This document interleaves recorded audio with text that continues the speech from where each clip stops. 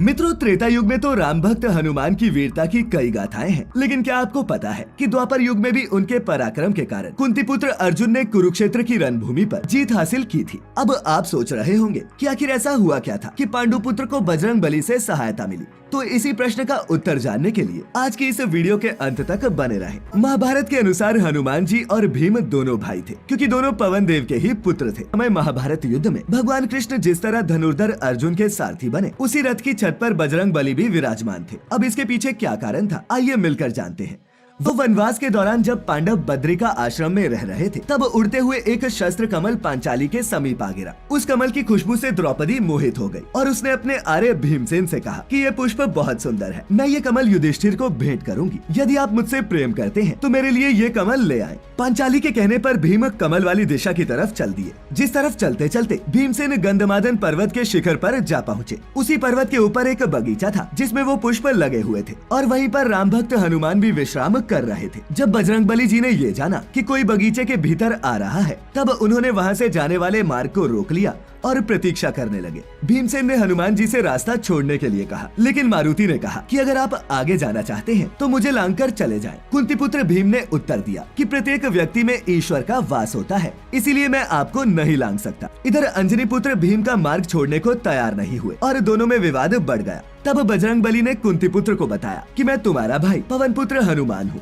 इतना सुनते ही भीम हनुमान जी के पैरों में गिर गए और उनसे विनती करने लगे कि वो चारों युग व युग के आचरण यानी कि धर्म, अर्थ, काम व मोक्ष का ज्ञान दे। जिसके बाद बजरंगबली ने भीम को सभी विद्याओं का ज्ञान दिया और इसके साथ पांडु पुत्र ने हनुमान जी से ये इच्छा भी प्रकट की कि वो अपने विराट स्वरूप का उन्हें दर्शन करवाएं, जिस पर मारुति नंदन ने उन्हें अपने विराट रूप के दर्शन कराए। मित्रों, हनुमान जी का वो रूप उगते हुए सूरज के समान था और भीम उसे नहीं देख पाए। हनुमान जी ने भीम से कहा कि तुम मुझसे कोई वरदान मांगो, अगर तुम कहो तो मैं अभी दुर्योधन, दुशासन और धृतराष्ट्र को बंदी बनाकर तुम्हारे सामने पेश करता हूँ। प्रभु की बात सुनकर भीम बोले कि वो धर्म के रास्ते से ही युद्ध लड़ेंगे। यदि आपको मेरे लिए कुछ करना है तो युद्ध में मेरी मदद करें। जिसके बाद बजरंगबली ने वचन दिया कि जब तुम अपने दुश्मनों का वध कर रहे होंगे तब मैं तुम्हारे साथ रहूंगा। मुझे वहाँ उपस्थित पाकर तुम्हारे दुश्मनों के प्राण निकल जाएंगे, तुम्हें हथियार उठाने तक की जरूरत नहीं पड़ेगी। इसके बाद कुंती पुत्र ने मारुति नंदन से कहा कि मुझे सबसे ज्यादा चिंता अपने अनुज अर्जुन की है, क्योंकि वो एक महाधनुर्धर है और कौरव पक्ष उसे मारने की कोशिश करेंगे।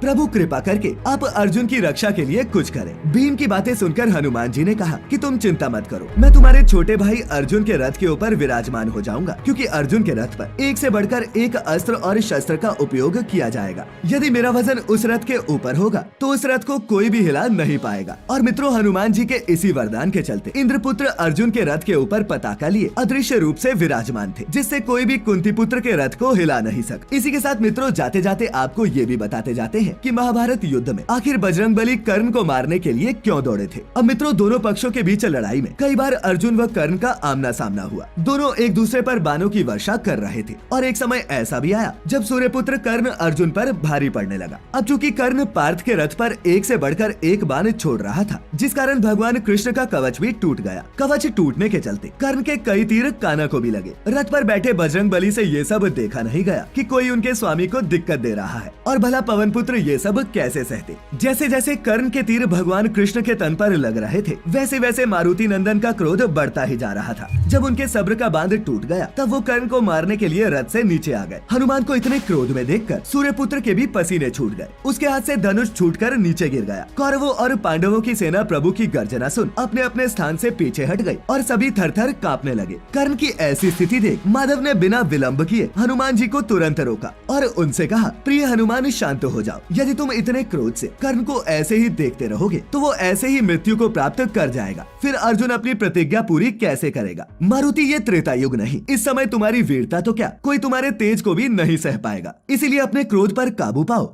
और इस सूर्यपुत्र को छोड़ दो। अपने आराध्य की बात सुनकर बजरंगबली शांत हो गए। और मित्रों, ऐसा कहा जाता है कि उस समय यदि श्री कृष्ण मारुति नंदन को शांत न कराते तो उनके हाथों कर्ण का वध निश्चित था।